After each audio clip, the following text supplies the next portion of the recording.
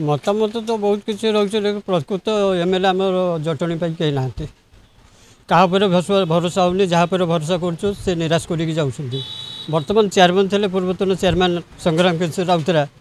जहाँकि भल मंद आज पर्यंत आमर जटणी निर्वाचन मंडल से म्यूनिसिपालिटी रही अवस्था से भल आज पर्यटन बोझे तापर आउ जो मैंने आसर आम विश्वास रोना पाइबा दरकार थिला जटणी उन्नति कहीं ना जो थे आम संग्राम किशोर राउतराय थे से बर्तमान नहांती चेयरमैन बर्तमान जो मैंने प्रेजेंट चेयरमैन थे से मैंने जटणी किसी करना पूर्वतन चेयरमैन एक्स चेयरमैन जो थे आम संग्राम किशोर राउतराय आसिक